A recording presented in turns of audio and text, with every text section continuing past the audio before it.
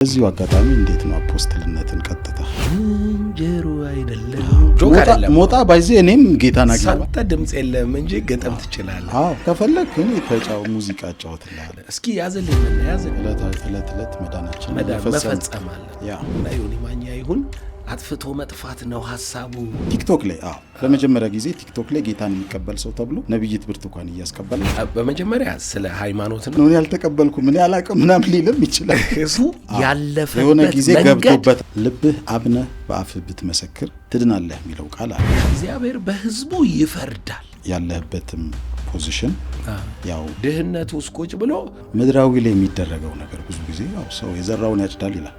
ማይንድ ውስጥ ያልጨረስከው ነገር የኢትዮጵያን ተስፋ ሊያዩ አይችሉም።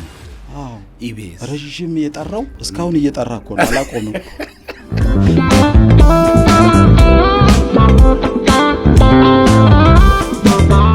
ሰላም እንደምን አላችሁ ተወዳጆች? ዛሬ ካሴት ፖድካስት ወደ እናንተ ሐዋርያው ዘላለምን ይዤ ቀርብ ያለው ከመና ስቱዲዮ ካሴት ፖድካስት ብዙ አብረን ያሳለፍን ወዳጄ ነው። የኢትዮጵያ ቪዥነሪ አብያተ ክርስቲያናት ፕሬዝዳንት ነው። የተልእኮ ለትውልድ መስራችና ባለራዕይ ነው።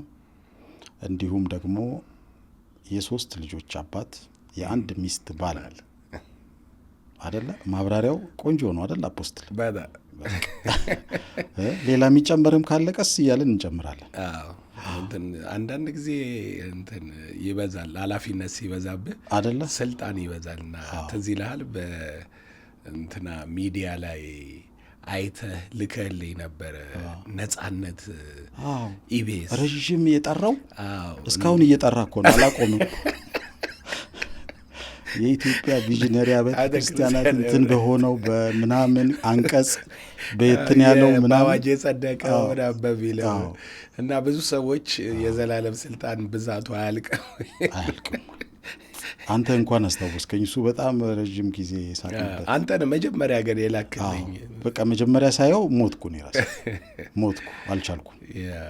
በዚሁ አጋጣሚ እንዴት ነው አፖስትልነትን ቀጥታ ወደ እሺ አፖስትልነት እንዴት ነው የመጣው አንተ ጋር? ሐዋርያነት ከኔ ሐሳብ ስነሳ ከተሰጠህ ተልእኮ ጋር የተያያዘ ነው የሚሆነው። ምክንያቱም እኛ ተልእኮ ለትውልድ ነው፣ ሚሽን ፎር ኔሽን ነው የሚለው ተልእኳችን እና አፖስትሎ የሚለው ቃል the sending one officially commissioned ይላል። ይሄ ማለት ነው የተላከ በቀጥታ ወይንም በመለኮታዊ ኪዳን የተሾመ የሚል ሐሳብ ነው የሚይዘው። አፖስትል የሚለው ጸጋው ቢሮው ትርጓሜው የቃሉ ትርጓሜ ማለት ነው። እኛን ደግሞ ተልእኮ ለትውልድ ስለሆንን ልኮን ሐዋርያዊ ጸጋ ሳይሰጥ ከላከ ምንድነው የሚልክህ? አየህ። ስለዚህ አሁን ከመጀመሪያም በአፖስትሊክ ግሬስ ነው አገሪቱ ላይ የተላክነውም የመጣ ነው እየሰራንም እስካሁን ያለፍነው በዛ ሴንስ ነው እና ለመጀመሪያ ጊዜ ሐዋርያ የሚለው ፐብሊክ በአደባባይ የሆነው ነገር በ2000 በፈረንጆች 2000 በ99 እና ቢዮንድ 2000 የሚል የጆን ኤካርት አፖስቶሊክ ኤንድ ፕሮፌቲክ ፕሮግራም ነበረ። ኤግዚቢሽን ማዕከል ያኔ ሚሊኒየም አልነበረም፣ ኤግዚቢሽን ማዕከል ነበር ትልቁ አዳራሽ እና እዛ በነበረው ፕሮግራም ላይ እነ ሞሪስ የሌሎ ከመላ ዓለም በጣም ትላልቅ አገልጋዮች መጥተው ነበር። ከኡጋንዳ የመጣው ካያንጃ ማታ ባገለገለበት አገልግሎት ላይ በጣም የታምራት ጊዜዎች ነበሩ። ከግብጽ የመጣ አንድ አይነ ስውር ሰው ሲፈወስ ነበር እና በዛ ፕሮግራም በንጋታው ጠዋት አገልግሎ ነው ከሰዓት የሄደው እና በጠዋቱ አገልግሎት ላይ እግዚአብሔር በአፖስቶሊክ ኦፊስ የሚቀባቸው ሰዎች አሉ። ንውጡ ልጸልይ ብሎ ጸለየና አገልጋዮች ወተን ማለት ነው 7 ሰዎች መርጦ አስቀረ። ከሰባቱ አንዱ እኔ ነበርኩኝና መድረክ ላይ አውጥቶን 7ታችሁ አፖስቶሊክ ኢቫንጀሊስት ስፒሪት አለባችሁ፣ በዚህ ትውልድ መሃል አፖስቶሊክ ተልእኮ ተሰጥቷቸዋል አለ። እና ያ እንግዲህ ኦፊሻል የሱ ጊዜ አንተ ተቀብለህ ወጣ። ኦፊሻል ከዛ በፊት ትንቢቶች ምናምን ነበር ይመጡ ነበር። ከዛ በኋላ ግን ኦፊሻሊ ልክ ዲክሌር ሲደረግ ጋዜጣ ነበረችን ምናትማትቺ ታውቃታለህ፣ ትናንሽ ጋዜጣ ነበረችን። እሷ ላይ ከዛን ጊዜ ጀምሮ አፖስትል ተብሎ ተጻፈና 25 ዓመት ሆነ ማለት ነው። 26 ዓመት ሆነ። 26 ዓመት አገልግሎት ቤተ ክርስቲያናችንን ከተከልን ከ4 ዓመት በኋላ ማለት ነው። አሁን 30ኛ ዓመታችን መስከረም አንድ ይመጣል። ይሄ የሆነው መጀመሪያ እኔ ራዩ ሲጀመር ማድቤት እንደተጀመረ አውቃለሁ። ይሄ የሆነው ከማድቤቱ በፊት ቀጥሎ ኖ ከማድቤቱማ 30 ዓመቱ መስከረም ይመጣል አይደለ? የዛኔ ማን ትባል ነበረ ታዲያ? ማን ዘላለም? የዛን ጊዜ ይሄ አሁን ፓስተር ቲቸር ወይ ወንጌላዊ ምናምን የሚለው እንትን አልነበረንም። ግን በጠቅሉ ወንድም ዘላለም እንደማገለግል ነው የታወቀ። ልጆች ያው እቤትም ያው እነ ታላላቆችህ እነ ዜና ሀና ያስተምራሉ። ብዙ ሰዎች ሐዋርያው ዳንኤልን ነው የሚያውቁት ያንተን ወንድም። እኔ እንደ ፋሚሊ ስለሆንኩኝ ሁሉንም ስለማውቃቸው እነ የሽዬንም ጋሽዬንም ስለማውቀው የአገልግሎት እንትን አለ። የሽዬም ጋር የሽዬም ዘማሪ ነበረች፣ ኳየር ታገለግል ነበረ። ህይወት ብርሃን ነበር ቸርቿ። ጋሼም መጀመሪያ እርሊ ታይም ላይ እዚህ ሱዳን ሚሽን የሚባለው የጥቁር አንበሳ ጋር ያለው እዛ በ50ዎቹ እንትን ይል ነበረ። መጀመሪያ ያገለግል ነበር። ወክማ ነው ያደገው ጋሼ። ወክማ ደግሞ ማለት ወጣት ወንዶች ክርስቲያናዊ ማህበር ማለት ነው። እና በደንብ ስፒሪት ሶል ቦዲ ላይ የሚሰራ ትልቅ ራእይ ነው፣ ዓለም አቀፍ ራእይ ነው። እዛ ላይ ነበረ። ከዛኛ ጅማ እያለን ህጻናቶች ሆነን ያው ጅማ በደርግ ጊዜ ማለት ነው ትየውላ ገርሽ የሚባሉ እናት ነበሩ። እሳቸው ቤት እየሄድን እንጸልያለን፣ የቤት ውስጥ ብቻ ማለት ነው። ከዛ በኋላ ነው አዲስ አበባ ስንመጣ መካነ ኢየሱስ፣ ሉትራን፣ ቤተል ምናምን እየሄድን በልጅነታችን ያው እንደ ማንኛውም የጴንጤ ልጅ ትማራለህ፣ ፕሮግራም አቴንድ ታደርጋለህ። ግን ሞር ስፖርት ላይ ፎከስ እናደርግ ነበር። አንተ ቴኒስ ተጫዋች እና ቦክሰኛ እንደነበር። ቦክሰኛ አፍንጫዬ ራሱ ቦክሰኛ ይናገራል። በደንብ እኔ አይቻለሁ። አክቹዋሊ ማለት አብረን ስላሳለፍን የቦክስ እንትንህንም አይቻለሁ። አያያዝንም ፊት ሸፍን ሳንዘር እያልኩ እንትንም ይሄ ምንድን ነው የሆነ ጊዜ በደንብ ስታሳየን አይቻለሁ። ይሄ ምንድን ነው የሚታሰረው ብላክ ቤልት ምናምን ካራቴ ጅማ ላይ ኖርማሊ ማንኛችንም በተለይ ወክማ አካባቢ ያለን ልጆች ቦክስ፣ ካራቴ፣ ኢንዶር ጌም ሁሉንም፣ ባስኬትቦል፣ ቴብል ቴኒስ። ለዚህ ነው ከነኚህ ስፖርቶች በልጅነታችን እየተጫወትን አድገን ላስትሊ ዳንኤል አዲስ አበባ መጥቶ የታዳጊዎች ቴብል ቴኒስ ቦርሳ የቱሪዝም የሚባል በየአመቱ የሚደረግ ነበር። ቦርሳ ሸለሙት። ከዛ እኔ ደግሞ ኖርማል ስንጫወት ዳንኤልን አሸንፍ ነበር። ስለዚህ እኔ መጫወት ችላለሁኝ ብዬ ከቦክሱ ወደ ቴብል ቴኒሱ ገባው ማለት ነው። የሆነ እንትን ድረስ ወደ ፕሮፌሽናል በቃ በቴብል ቴኒስ ዳንኤል በዋናው ብሔራዊ ቡድን ወርቅ ለኢትዮጵያ አምጥቷል። እኔ ደግሞ በወጣቶች ቡድን ለኢትዮጵያ በብሔራዊ ደረጃ ነሐስ አምጥቻለሁ። ኢትዮጵያን ወክለን ተጫውተን ማለት ነው። ምስራቅና መካከለኛ አፍሪካ ጌም ነበረ፣ እሱ ላይ ተጫውተን እንደዛ አምጥተናል። ፋሚሊው ከስፖርት ወደ ወንጌል ነው ሽፍት ያደረገው። ስፖርት ያው የአባታችን እንትን ነው። ጋሼ በወልወል ይጫወት ነበር፣ በረኛ ነበረ። ከመንግስቱ ኃይለማርያም ጋር የነ መንግስቱ ኃይለማርያም ባች ነበር፣ ጓደኛው ነበረ። አይ ብዙ ጊዜ ስቴዲየምም ሲሄድ ጋሼን አገኘዋለሁ። ጋሼ ኖርማሊ ስፖርት ኮሚሽን ነው የሚሰራ፣ ፕሮፌሽናል እግር ኳስ ዳኛ ነው። በአፍሪካ የዞራ አጫውቷል። ብዙ ጊዜ አውሮፓ ብዙ ለትምህርት ሄዶ ስፖርት ላይ በጣም ትልቅ ቦታ ላይ የደረሰ ነው። አክቹዋሊ አሁን ወደ ጌታ ከሄደ 3 ዓመት ሆነው። ወደ ጌታ የሄደ ጊዜ በፐብሊክ በፋና በምናምን ባሉ ሚዲያዎች አቶ ጌታቸው ተከስተ እንዲህ የነበሩ ተብሎ በደንብ ነው የተነገረው እና በደንብ ተጽዕኖ የነበረው ሰው ነው ጋሼ። በጣም ጥሩ ነው። ጋሼኛ በቸርች ኳስ ስንጫወት ስቴዲየም ስናስፈቅድ በጣም መጀመሪያ የሚረዳን ሰው እሱ ነበር። የሐዋርያው ዘላለም አባት አለ ቆይ አንዴ ጸጥ በሉ ምናምን ብዬ ይሄድ ነበር እሱ በነበረ ሰዓት እና ብዙ ነገር በቃ እዛ የቸርች ጌሞች ሲደረጉ የዘማሪያን ሰባኪያን ምናምን ግጥሚያ እንደዚህ ምናምን ነበረ።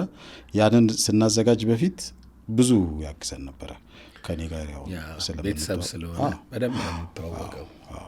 ቸርች አሁን 110 አለፈች፣ 100 በላይ ቸርች። ብዙ ቸርቾች ነበሩን፣ 170 በላይ ቸርቾች ነበሩን። አሁን ግን ባለፉት አመታት ከዚህ ከኮቪዱ ወደዚህ በተለይ ኮቪዱ አካባቢ ላይ ብዙ ቸርቾች ተዘጉ። እኛም እንትኑን ይሄ ስትሬች ማረጉን ሰብስበን ጠንካራ ደቀ መዝሙር ያለበት ስትሮንግ የሆነ ቸርች ወደ 107 አለ ነው። 170ዎቹ ሲዘጉ በሌላ ችግር ሳይሆን ጀስት ያው በነበረው እንትን ላይ ብዙ አገልጋይ ወደ ኋላው ተመልሷል። ያው እኛ ቸርች ብቻ ሳይሆን ሲስተሙ ራሱ ኮንግሪጌሽን የለም፣ ፋይናንሻል አቅም የለም። አገልጋዮቹ አንዳንዱ ይደነግጣል በሚገጥመው ነገር እና ገባ አሁን ቸርች ብለህ እየኖርክ እንደ ኮቪድ አይነት መሰብሰብ ማችልበት ነገር ሲፈጠር ልጆች ሚስትህን ኑሮህን ካሰብክ በጣም አደጋ አለ። ሲስተሙ ጠቅላላ ኮላፕስ ያደርጋል። ስለዚህ ብዙ ሰው እንትን አለም እና ከዛ ደግሞ ኮሌጅ የነበረንን እንቅስቃሴ ትንሽ ገታ አድርገነዋል። ሰዎች እየተመረቁ ወደምንልካቸው ሚሽነሪ እንትን ላይ ብዙ አክቲቭ ስለማይሆኑ ያዝ አድርገነዋል እና አሁን በአዲስ ትምህርት በአዲስ ሀሳብ እየመጣን ነው። ይህኛው አሁን ብዙ ጊዜ በአፖስቶሊክ ቸርች የሚሰሩ ቸርቾች ዋን ማን ሊደርሺፕ ወይ ደግሞ በአንድ ፓስተር የሚሆን ማለት ነው። እኔ አሁን በፊት ቸርች ስመጣ አንተ ስትኖር ሰው ግጥም ይላል። አንተ አሁን ውጪ ስትሄድ ልታገለግል ያው ውጪም ቸርቾች አሉ፣ ስዊድን፣ አሜሪካ፣ እንግሊዝ ምናምን እንዳለ አውቃለሁ። እና እነሱ ጋር ልታገለግል ስትሄድ ምናምን ሰው ደግሞ ትንሽ ይሳሳል። እና ይሄ ነገር ብዙ ጊዜ ሳየው እንደዚህ እንደ አንድ ሰው የሚመራው ቸርች ያ ሰው እንግዲህ ወደፊት ባይኖር ያ ራእይ የመቀጠሉ ነገር አሁን ማን ሊያስቀጥሉ ይችላል? ብዙ ጊዜ እንዴት ነው ያው አገር መቀየር ሊኖር ይችላል፣ አለመኖር ሊኖር ይችላል። የእድሜያችንም እንግዲህ ወደ ጌታም መሄድም ከዛ በኋላ ተተክቶ ያንን ቤተ ክርስቲያን እንደነበረች አሁን አንዳንድ ጊዜ የበፊቶቹን ቸርቾችን የሚያደኩበትን መሰረተ ክርስቶስን፣ ሙሉ ወንጌልን እያልን ብንጠቅስ ምናውቃቸውን ቃለ ሕይወት እያልን ብንጠቅስ የሆኑ ሰዎች ቢያልፉም ያ ራእይ አለ ይቀጥላል ይዞ። አሁን እንደዚህ አይነት ቸርቾች ልክ ያንተ አይነት ራእይ ያለው ቸርች ዋን ማን ሊደርሺፕ ያለበት እንዴት ነው ወደፊት?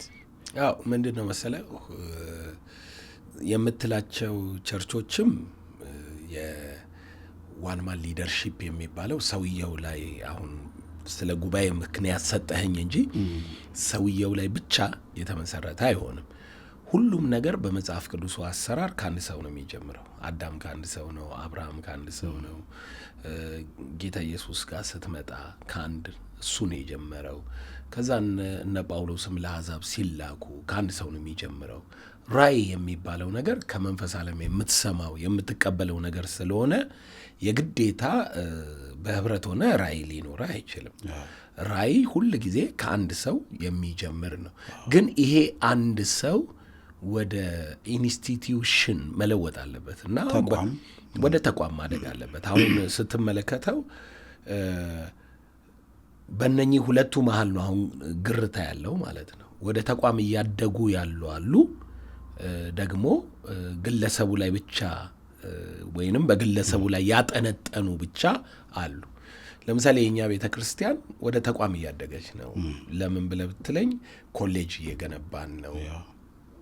ብዙ ቸርቾች ፕላንት እያደረግን ነው። የመዋቅሩን ስርዓት አፖስቶሊክ ካውንስል እያደረግነው ነው። ነገሮች የሚወሰኑት በካውንስሉ ነው። ከዛ ደግሞ ወደ ታች ስትወርድ ሴንተሮች አሉ፣ የስልጣን ተዋረዶች አሉ። ቀጥታ አንድ ቤተ ክርስቲያን ላይ አያርፍም፣ እየተያያዘ ይመጣል። የፋይናንስ ሲስተሙ የሚመራበት ያው አንተም እንደምታውቀው እኔ ደሞዝ መወስደው ፈርሜ ነው እንደ ማንኛውም እንትን አገልጋይ ደሞዜም ፈርሜ ነው መወስደው። ያ ምንድነው የሚያሳይክ በባለራዕይ ይጀመር እንጂ እየሄደ የሚያድገው ወደ ኢንስቲትዩሽን ነው። ጠንካራ ድርጅት ጠንካራ አቋም ይኖረዋል ማለት ነው። ያንን የማያደርጉ ደግሞ በዘመናቸው ትላልቅ ነገር ሰርተው ነገር ግን ኢንስቲትዩሽን ስላልገነቡ አሁን የምትፈራው ነገር ሀፕን ያደርጋል። እንደዛ ነው እንትኑን የምታየው። እኔ ያው ኮሌጅ እንዳለ አይቻለሁ። ኮሌጅ ሳይከፈትም አንተ ታስተምር ነበረ ናዝሬት አጥቢያ ላይ፣ የአዳማው አጥቢያ ላይ መሪዎችን እየሰበሰብክ ታስተምር ነበረ። ማለት እነሱም እንደዛው ክፍለ ሀገር እየሄዱ ምናምን እንደዛ እንደሚያደርጉ አውቃለሁ። አሁን ኮሌጆች በስተዋል። ያቺ ማድቤት የተጀመረች ራዕይ እኔ መጀመሪያ ስመጣ ያው ካንተ ጋር ስገናኝ አዳማ ነው ዴቭ ነው የተገናኘ ነው። ዴቭ ነው ዳዊት ሚደቅሳ ነው ይዞኝ የመጣው። በጣም አሪፍ ጊዜ ነው ያለው። በቃ ስተት ነው እሱ ምናምን አትሂዱ፣ ለምንድን ነው ሄዳችሁት ምናምን ተብሎ ብዙ ቦታ በቃ አክቹዋሊ እሱ ነገር በጣም ረዥም ጊዜ ቆይቷል። አሁን ግን ትንሽ እንትን እያለ መጣ። አሁን ሌሎች እንደውም እሱ እኮ በእንትን በእነዚህ አይን አሁን ከመጡት አይን እሱ በጣም እኮ የሚባል አይነት ነገር መጥቷል። እና ማለት እቺ በትንሽዬ የተጀመረች ማድቤት የተጀመረችው ራዕይ እንግዲህ ሄዳ አሁን ኮሌጅ ወደ ተቋም ምናምን እያደገ ነው ያለው። ትልቅ እንደሆነ እኔ በደንብ አይቻለሁ። ወደ የአዲስ አበባውንም ህንጻ አይቻለሁ። የሐዋሳውንም ህንጻ እየሰራ የአዳማውንም አይቻለሁ። ትልቅ እንደሆነ አይቻለሁ። እኔ ከዛ አዲስ አበባ ስመጣ በመላ ኢትዮጵያ ኦልሞስት ከ50% አካባቢ የራሳችን መሬት የራሳችን እንትኖች አለን። ኦልሞስት 50% የሚሆነው የራሱ መሬት ያለው የራሳቸው አዳራሽ እየሰሩ ያሉ ምናምን ልጆች ነው ያሉ እና በአገሩ ላይ ሁሉ ሴትል ያደርጋል። አንዳንድ ጊዜ ምን አለ በኪራይ የምትሆነው ነገር የሆነ ስቴጅ ላይ ሲደርስ አቅም ሊያሳጣ ይችላል። ነገር ግን የራስ ቦታ ሲኖር ይጸናል። ሰዎች ፓስተሮች ሊቀያየሩ ይችላሉ፣ ግን ነዋሪው እዛ ያለው ደግሞ በራዩ መንፈስ ተተክሎ የመቀጠል አቅም ይኖረዋል እና ጥሩ ነው ያለ ነው። አይቻለሁ። እኔ እንትን ነው የመጣሁት አዲስ አበባ ስመጣ አትክልት ተራ ይሄ ተደራራቢ ቤት እኔ አሁን እሱን ፎቅ ለማለት ራሱ አይደለ አሁን ፈርሷል። የለም አሁን እና ከዛ ጊዜ ጀምሮ እንግዲህ እዚህ ድረስ እስኪመጣ አንተ ደግሞ ፐርሰናሊ በጣም በተለያዩ ሚዲያዎችም ቸርቾችም ትልልቅ ቸርቾች የሚባሉ በዛ ጊዜ በአብያተ ክርስቲያናትም ምናምን የስህተት አስተማሪ ነው እየተባለ ነው እነዚህ ሁሉ ነገሮች የቀጠሉትና እዚህ የደረሰው። እሱ አካሄድ እኔ በቃ እንዲህ ስላንተ አሁን ብዙ ላወራ ሳስብ አፖስትልን ላወራው ነው ምናምን ስላቸው ምን እስቲ ልበለው ምናምን ስላቸው አንዳንዶች ያንተ ልጆች በቃ እሱ አይሰማም በቃ አንዴ እንትን ካለ አለ ነው ምናምን የሚል ነገር በተደጋጋሚ እና እስቲ እዚህ ድረስ የመጣበት ነገር ምንድን ነው መሰለህ ባለራዕይ ስትሆን ሁለት አማራጭ አለ። ሁለት አማራጭ ያለ ነገር ምንድን ነው የሚገለጥልህ። ምክንያቱም ባለራዕይ ኮንክ የግድ ራዕይ ሰጪህ አለ፣ አለቃህ የምትሰማው አድርግ ያለህን ነገር ማድረግ ያለብህ ጉዳይ አለ። እሱኛው ፓርት ላይ ከሰው ጋር መማከር አትችልም።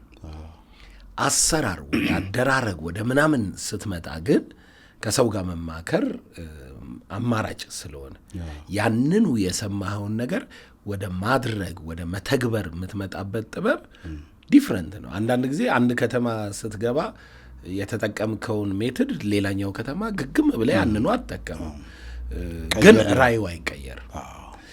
አሁን በዚህ መሀል ሰዎች መለየት ካልቻሉ ከሰማይ በተቀበልከው ነገር አይ ይሄንን ተው ይሉሃል። እኔ አልሰማም። በኋላ በቀደም ለ50 ዓመት ልደቴ ነበረ እና ሃፒ በርዝዴ በመና ስቱዲዮ ስም በካሴት ፖድካስት ስም ሃፒ በርዝዴ ብለህ አመሰግናለሁ። ግን ያው ስጦታውን ደግሞ ጠብቃለሁ። በኋላ ኬክ ምናምን የሆነ ነገር ስጦታው በዛብኝ፣ ስጦታ ይገባል እና ልደቴን እያከበርኩኝ ምን አየው መሰለ፣ ልናገር ማይክ ተሰጥቶኝ እምባ ተናነቀኝ ማለት ነው። ምልህ እኔ በ19 ዓመቴ ነው ቸርች የከፈትኩት። ያለ ኦፊሻል ዲክሌር ሳናረግ 2 ዓመት ሄጃለሁ። 30 ዓመት ስንል አሁን ኦፊሻል ዲክሌር ያደረግንበትን መስከረም 1 88 ነው። ከዛ ከ88 በፊት እኔ ከ85 ጀምሮ አገልጋይ ነበርኩ። 86 87ን ይሄ ያኔ ኩሽና ዊንጌት ምናምን በምንል ጊዜ እንደ ቸርች ዲክሌር አላረግን፣ ዝም ብለን ነበር የምናገለግለው። በ19 ዓመቴ አገልግሎት ጀምሬ ቤተ ክርስቲያን ተክዬ እየሰራው እዛ ቆሜ ሳስበው ሌላ ታሪክ የለኝም፣ ምንም ታሪክ የለኝም። እና እምባዬ መጣ እና ሰው በኋላ ራት እየተበላ ሄጄ ብሉ ምናምን ስል እንዴ አይረንማን ያለቅሳል እንዴ ያሉ አይረንማን አንተ የመጣህበትን ስታስበው እንትን አስቤው ነው። ምኑም መሰለ ያሰብኩት ሌላ ታሪክ የለኝም። እና ምን አልኳቸው መሰለ፣ ይገርማችኋል አልኩኝ፣ አሁን እዚህ ቆሜ ሳወራ መንገዱን አየሁት። እንግዲህ 30 ዓመት ብቻ ሳይሆን 50 ዓመት ስትል በ50 ዓመት ውስጥ 30 ዓመቱን በአገልግሎት ነኝ እና አየሁት እና አልኳቸው፣ ይሄንን መንገድ ሂድ ያለኝን ነው የሄድኩት። አንድ ቀን ፊቱ ቆሜ አልኳቸው፣ አለ ቪዲዮ፣ አንድ ቀን ፊቱ ቆሜ ያልኩህን አድርገሃል ካለኝ መልካም፣ ድንገት ያላለኝን አርጌ እንዳይሆን እሱ ያውቃል አልኳቸው። ገባ? ምንም የራሴ ምለው ህይወት፣ የራሴ ምለው ሐሳብ፣ የራሴ ምለው ነገር የለኝም። ብዙ ነገር ስለ ክርስቶስ ብዬ ትቻለሁ። ከመጀመሪያ ውጭ ሀገር የመውጣት እድል ነበረኝ። ታውቃለህ፣ መጀመሪያ በስፖርት እያለን ልጆች ነበሩ። አውስትራሊያ የመሄድ እድል ነበረን፣ አውሮፓ የመሄድ እድል ነበረን እና ራዕይ አለኝ ብያቸው ነው የቀረሁት። ያኔ ወጣት ቡድን እየተጫወትኩ ማለት ነው። እና የሄዱት ልጆች መጡ። ከ10 ዓመት በኋላ መጣ አንዳርጌ የሚባል ልጅ ነው እና ከአውስትራሊያ መጥቶ ያደግን ልጆች 4 ኪሎ አካባቢ ወክማ ስለነበር ያደግን ተሰበሰብን እና ስለመጣ ራት ጋብዘነው ምናምን እያወራ ምን እንዳላቸው ታውቃለህ? ከ10 ዓመት በኋላ ስመጣ የገረመኝ ነገር ባለው ነገር ላይ ዘላለም ማግኘቴ ነው አለ። ይገርም። እና ልጁ 30 ዓመት ሆነ። አሁን 30 ዓመት ሄድኩኝ። በጣም ይገርም። እድል ነው ማገልገል አይደለ? እውነት እድል ነው። እሱ ጠርቶ ስለሆነ እድል ነው። እሱ ካልመረጠ አይሆንም። የእሱ ምርጫ ነው። ልክ ነው። ሰው በጉልበቱ ሊያገለግል ይሞክራል። ነገር ግን ሰማይ የማያውቀውን ስራ ከሰራህ ትጸጸታለህ። በጣም ከባድ ይሆንብሃል። እግዚአብሔር ሲመርጥ ነው፣ እድል ሲሰጥ ነው። እግዚአብሔር ምርጫ ማለታቸው ነው። እድል ቁጭ ብለው የሚጠብቅ እንዳይሆን ሎተሪ አይደለም። አይ በጣም ይገርማል። ምልህ ከዛ በአስቸጋሪው ዘመን እንደዚህ ተነስተ እዚህ ቦታ ድረስ እንደዚህ እኔ በ23 ዓመት አካባቢ ምናልባት አብረን ስንጓዝ ከዛ ጊዜ ጀምሮ እስካሁን ያሉትን ብዙ እንትኖች ስለማይ ያ ጊዜ እንደውም ለክርስትናው እንትን የማይመቹ ብዙ ነገሮች ነበሩ አይደለ? በአንድ ወቅት አንድ ክልል ላይ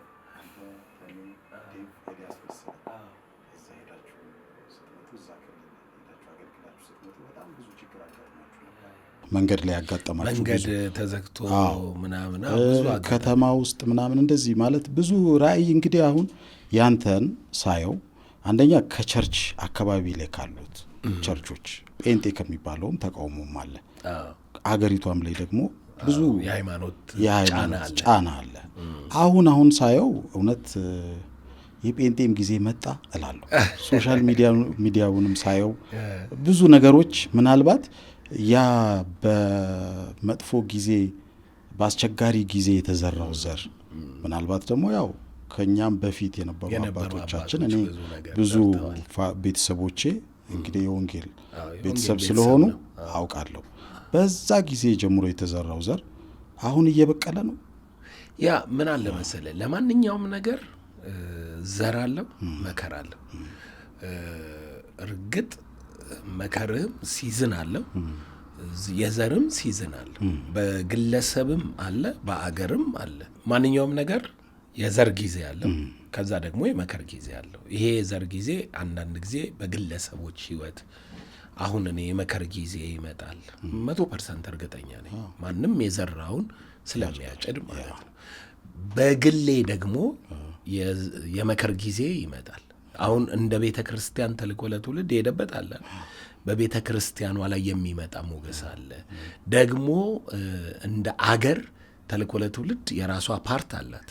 እሱም የዘራችው ይመጣል። ከዛ ደግሞ ዘላለም እንደ ግሉ የዘራው ነገር በህይወቱ ላይ ደግሞ አንዳንድ ጊዜ አንተ ላይ ላይደርስ ይችላል መከሩ። አሁን እኔ በልጆቼ ላይ ኪዳን እንዳለኝ አምናለሁ። ለምን የሄድኩበት መንገድ ለልጆቼ ዘር ስለነበር፣ እግዚአብሔር ደግሞ በልጆችህ መከርህን ያሳጭዳል። ያ ነው እንግዲህ ብሌሲንግ ምንለው፣ በረከት ብለህ የምትጠራው እንደዚህ የማያቋርጥ የመለኮት ፍሰት ሲሆን ነው። እንደ አገር እንግዲህ ስናየው ወንጌል አማኙ ማህበረሰብ እዚህ ማህበረሰብ ውስጥ እንዴት እንደኖረ እንደ ማህበረሰብ እናውቃለን። ለምሳሌ በደርግ ጊዜ ቤተ ክርስቲያኖች ተዘግተው ብዙ ጫና ኖሮብን፣ አገልጋዮች ታስረው ተደብድበው ብዙ መከራ እያዩ እየተገደል ማለት ነው የኖር ነው። ከዛ ደግሞ ቀጥሎ ኢህአዴግ የሃይማኖት ነጻነት ቢሰጥም በሲስተም ውስጥ ግን ስቲል ጫና ነበር። ታስታውሳለህ? ቀብረን ከቀብር ስትመለስ ሬሳ የሚያወጡበት ታይም ነበረ። አንዳንድ ጊዜ አሁንም እኮ አንዳንድ ቦታ ላይ እነኚሁ ችግሮች እኮ በሲስተም ውስጥ አሉ። በአዋጅ ጸድቀህ የሀገሩ ፓርላማ አጽድቆ ሲስተሙ ግን እውቅና ማይሰጥ ቦታ አለ። እንደዚህ ሆኖ ግን እግዚአብሔር እንደ ፍለድ ህዝቡን አብዝቶ መከር መጥቶ በጣም ብዙ ትላልቅ ሰዎች ከመንግስት ከፍተኛ አመራር በደርግ የነበሩ ሲያሳድዷት የነበረችዋ ቤተ ክርስቲያን ውስጥ ገብተው አገልጋዮች ሆነዋል። በጣም ብዙ ሰዎች ማለት ነው። ምን አለ አንድ ሰው ሲሰብክ፣ የደርግ ኮነሬል ነበረ፣ ኢየሱስ የምድራዊ ስልጣናችንን ቆርጦ በአብ ቀኝ ያስቀመጠናል። አይገርምም?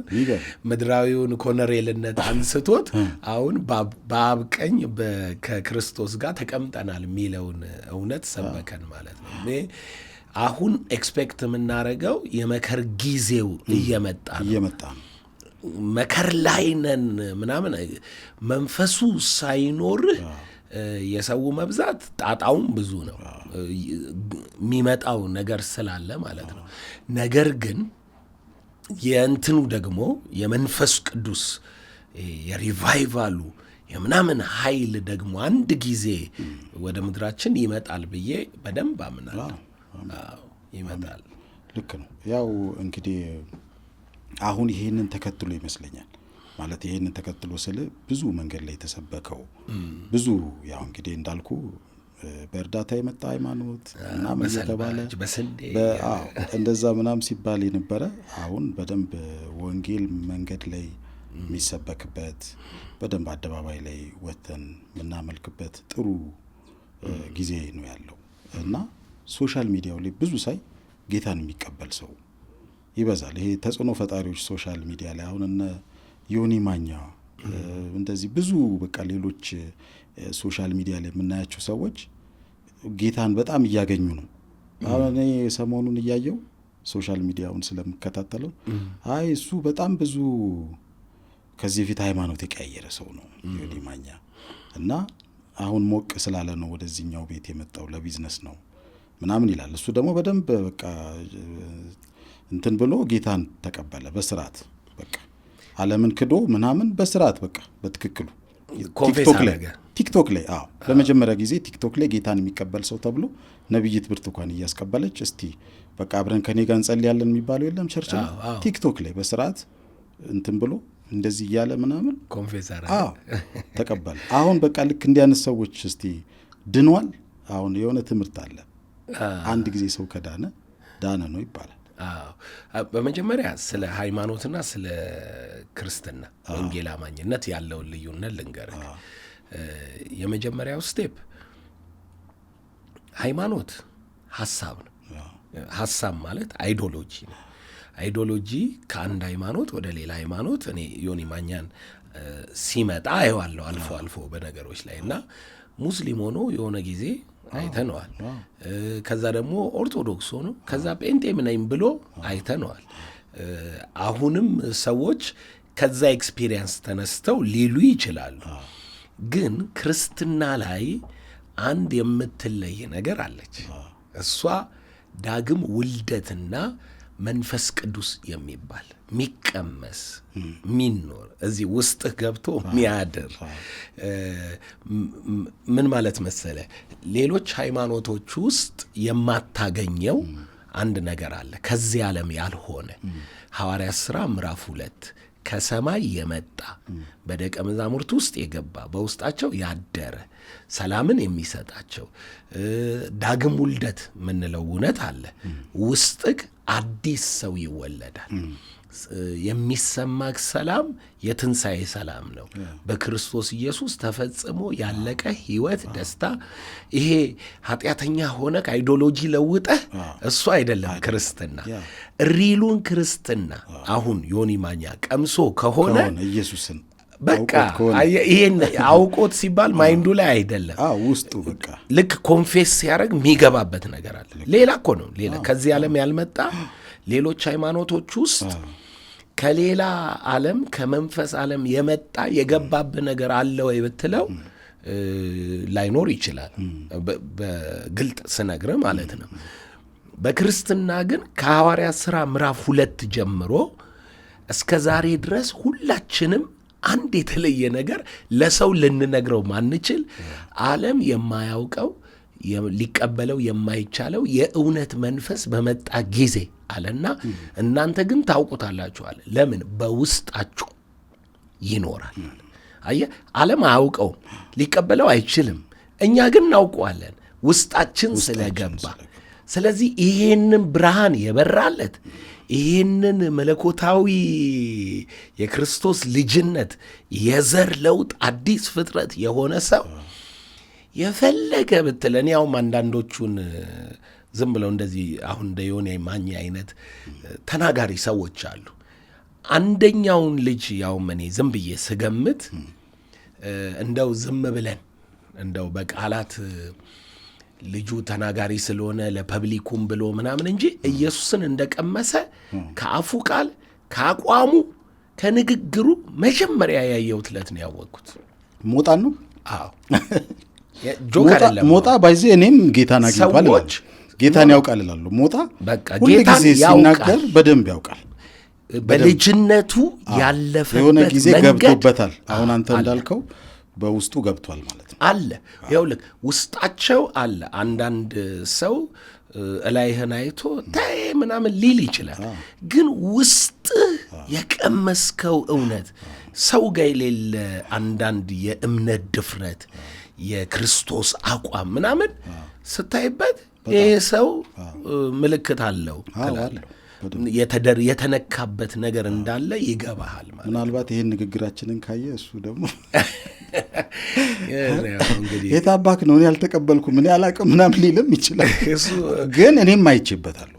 ሁል ጊዜ ሲያወራ አንዳንድ ሰው ውስጡ ያለውን ነገር ሲያወራ ድንገት አይደለም እንትን የሚለው በቃ ውስጡ የተሞላው ነው።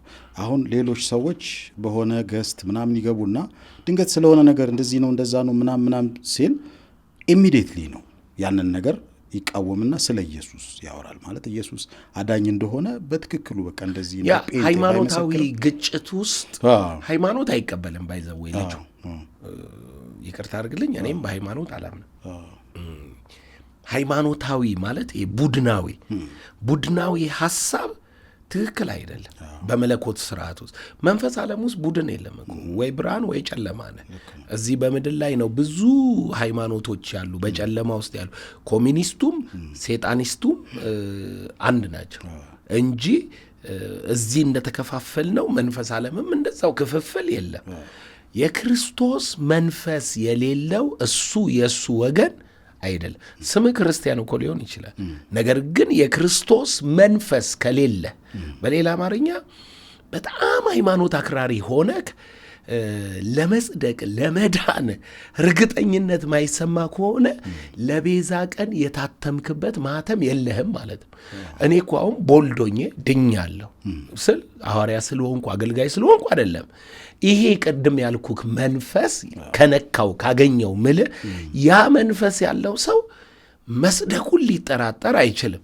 ለምን አንተ ቀብድ ተቀብለህ አይ እንደሱ አልሆንኩም ትላለህ? ምን አለ? በተስፋው መንፈስ በመንፈስ ቅዱስ ታተማችሁ፣ እሱም የርስታችሁ መያዣ ነው ይላል። ስለዚህ የርስቱን መያዣ የመንግሥተ ሰማያትን እርግጠኝነት የልጅነት መንፈስ ተቀብሎ ማንም ሰው አልዳንክም፣ ድነሃል፣ ትናንት እንዲህ ነበርክ አልነበርክም ማለት አይቻልም። እርግጠኛ መሆን ያለብን ነገር ምንድን ነው?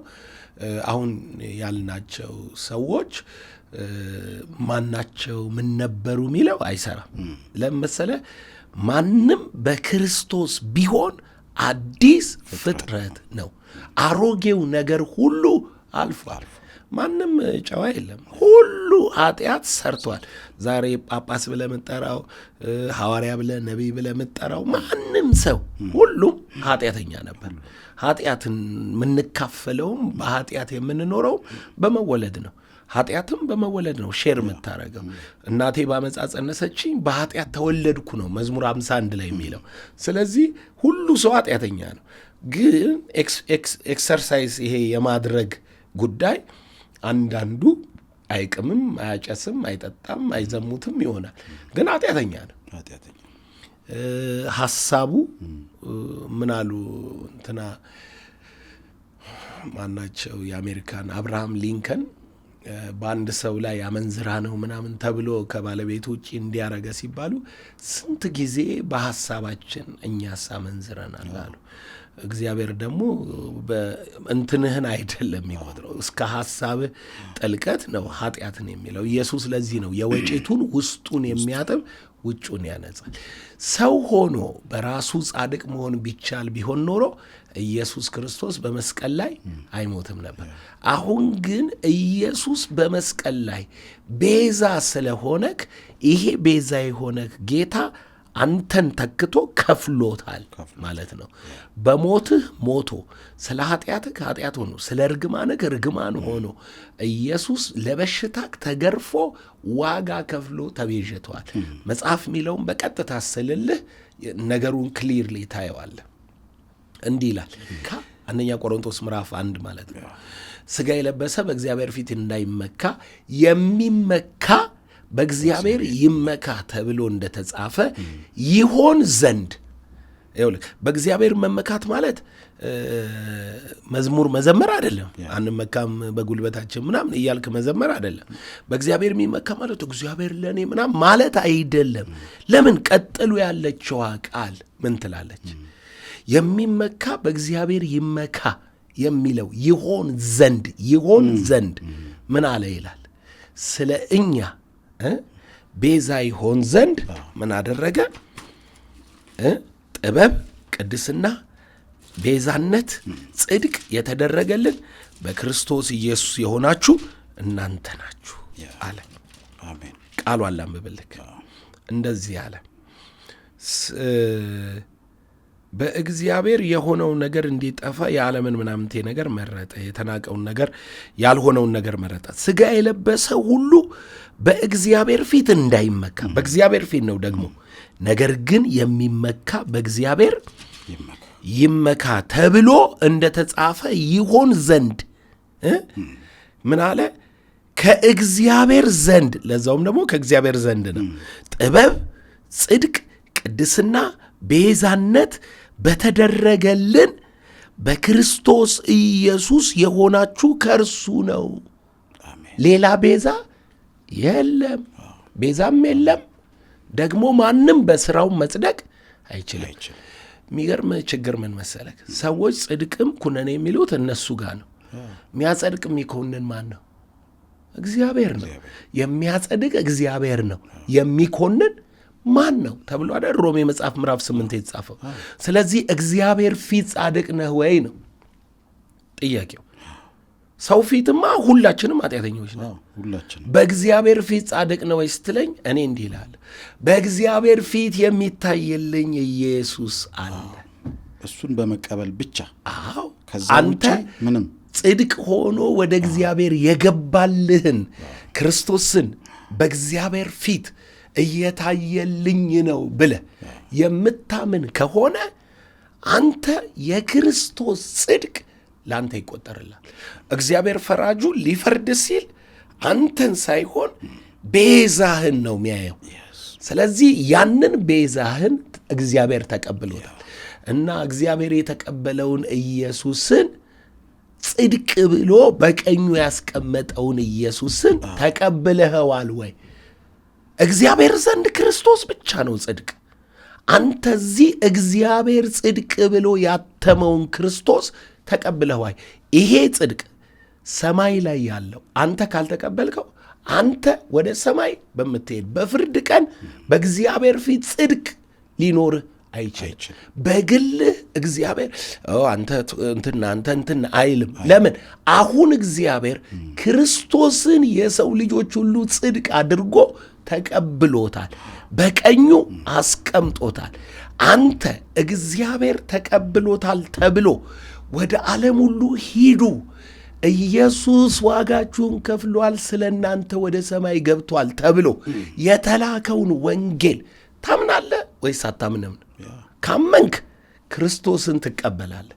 ለተቀበሉት ሁሉ በስሙ ለሚያምኑ ለእነርሱ የእግዚአብሔር ልጆች የሆኑ ዘንድ ስልጣን ሰጣቸው። ስለዚህ ወንጌል ከእግዚአብሔር ዘንድ ወደ አንተ የተላከ የመለኮት ተስፋ ቃል አካል ይዞ በሰማይ የተረጋገጠ ወደ ምድር የተላከ በመንፈስ ቅዱስ የታተመ የእግዚአብሔር ጽድቅ ነው። የጸደቅነው ጽድቃችን ራሱ ማለት ነው። መጽሐፍ እንዲህ ይላል፣ ጻድቅ የለም አንድስ እንኳን አይደለም፣ ሁሉም ኃጢአት ሰርተዋል፣ የእግዚአብሔር ክብር ጎሏቸዋል። አየህ፣ ይሄ የእግዚአብሔር ክብር የጎደለን እኛ በክርስቶስ ኢየሱስ ቤዛነት እንዲያው በጸጋው ይጸድቃሉ። እዚህ ምድር ላይ አይደለም። ምንድን ነው የምንጸድቀው? መጽሐፍ ሲናገር በክርስቶስ ኢየሱስ በማመን የሚገኝ የእግዚአብሔር ጽድቅ ነው። ሰው ራሱ ጽድቅ ብሎ ጸድቃል ብትለኝ አዎ ስል እኔ ዘላለም ጻድቁ አይደለም እልህ፣ የእግዚአብሔር ጽድቅ የሆነውን ክርስቶስን ተቀብየዋለሁ። ይሄ ነው እና ዮኒ ማኛ ይሁን የምናውቃቸው ነፍሰ ገዳዮች፣ የምናውቃቸው አመንዝራዎች፣ የምናውቃቸው ጨዋ ሰዎች ኢየሱስን ካልተቀበሉ ሁሉም አንድ ናቸው። ምን አለ አንድ ሰው፣ ምንም ነገር በዜሮ ከተባዛ ዜሮ ነው የሚሆነው አለ እና ሚሊየን ኖሮ ዜሮ ከሆነ ማባዣው ሚሊየን ሚል ቁጥር እኮ አለ፣ ግን ዜሮ ነው። አሁን ብዙ ለመጽደቅ ስንት ነገር ይደረጋል። በጣም ብዙ ነገሮች መስጠት፣ ሰዎችን እንትን ማድረግ፣ እንደዚህ በሆነ ቦታ ማገልገል ምናምን በእግዚአብሔር ፊት ብዙ እንዲታይ በቃ አሁን ካልከው ቃል ውጪ ግን ምንም አይነት ነገር የለም። ምድራዊ ላይ የሚደረገው ነገር ብዙ ጊዜ ያው ሰው የዘራውን ያጭዳል ይላል። ሰው መልካምም ነገር ያደረገ መልካም ያገኛል። ይሄ የምድሩ እኮ በምድር ብድራት አለ። ድሃ የሚመግብ ሰው በምድር ብድራት አለ። ከዛ ውጪ ምንም አይነት ነገር በእግዚአብሔር ዘንድ ግን አይደለም። ለምን? እግዚአብሔር ለሰው ሁሉ ጽድቅ ብሎ የጠራው ክርስቶስ ስለሆነ። አሜን። ያ በጣም ደስ ይላል። እና አንዴ ከዳኑ ይድናሉ የምትል ሀሳብ አንስታል። ይድናሉ እውነት። አሁን ለምሳሌ አንዱ ተነስቶ በቃ በኢየሱስ አምኛለሁ ብሎ ደግሞ ሰይጣንን ክጃለሁ፣ ዓለምን ክጃለሁ፣ በቃ እንደዚህ ተቀበለኝ ምናምን፣ ጌታ ህይወቴ ከዚህ በኋላ ያንተ ነው ምናምን ብሎ ጌታን ያገኛል። ከዛ በኋላ ግን እንግዲህ ክዶ ቢሄድ ኦር ደግሞ መካድ ማለት ጌታ ኢየሱስን እቀበላለሁ አምናለሁ ይልና አላምንም ቢል መካድ ነው።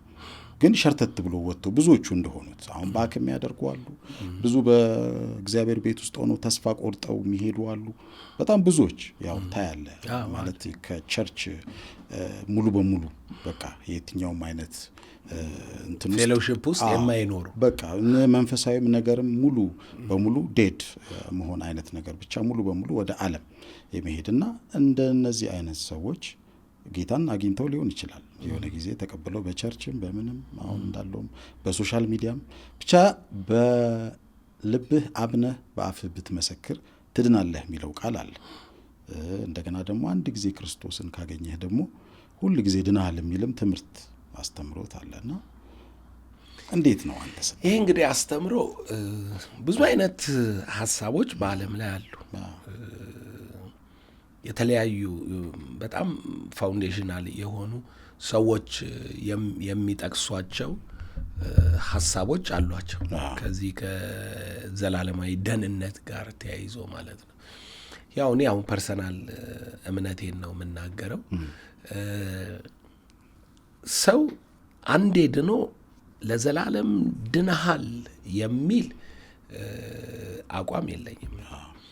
ለምንድን ነው የሌለ ብለህ ብትለኝ መጽሐፍ ቅዱሱን ሳጠና እንደ ዳኑ የተመሰከረላቸው ሰዎች በመጽሐፍ ቅዱስ ውስጥ ከጌታ ኢየሱስ ጀምሮ እስከ ያዕቆብ፣ ይሁዳ፣ ጳውሎስ፣ ጴጥሮስ፣ ዮሐንስ ጭምር የዳኑ ሰዎች ይጠፋሉ የሚል አቋም ያራምዳሉ። በመጨረሻ ደግሞ ራእይ መጽሐፍ ላይ መንግሥተ ሰማይ ከማይገቡ ተብለው ከተጻፉ ከበሮቿ ውጪ አሉ ሲል አንደኛው የሚጠቅሳቸው ውሾች የሚለውን ሐሳብ ነው።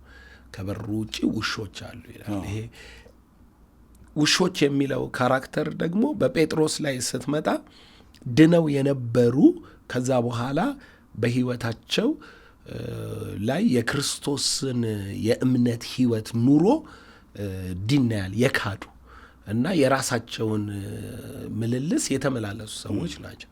ለምሳሌ ጳውሎስ ዲሳይፕል ከነበሩት ሰዎች ዴማስ የሚባለው ሰው መጽሐፍ ሲናገር ዴማስ ያሁኑን ዓለም ወዶ ትቶኛል ይላል።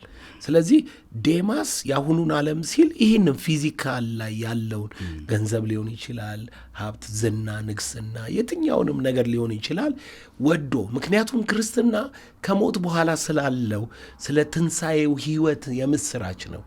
ሞትማ በቃ መክብብ መጽሐፍ እኮ ማለት ነው። መሸነፍ ያልቻለው ሞት አልነበረም አይደለ?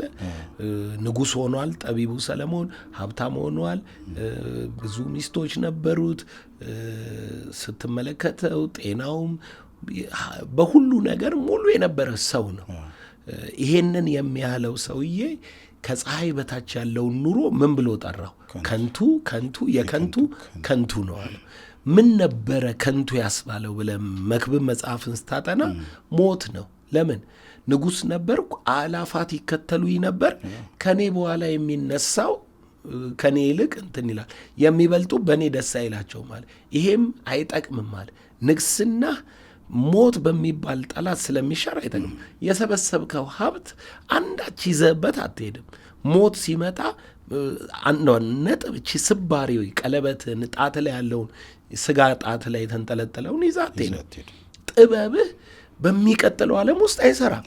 ለምሳሌ በጣም ጭንቅላታቸው ሃይ ዳይናሚክ ነው የምንላቸውን አሁን ሊዮን ማስክ በጣም ጠንካራ ጥበብ ያለው ሰው ነው በፊልዱ ማለት ነው። እንደሱ አይነቱ ሰው ከዚህ ስጋው ከወጣ በኋላ የሱ ጥበብ መንፈሳዊ ዓለም ውስጥ ምንም ፋይዳ የለውም። የእግዚአብሔር ጥበብ ነው ከሞት የሚያድነው። ያ ደግሞ በምን ሆነ መሰለ?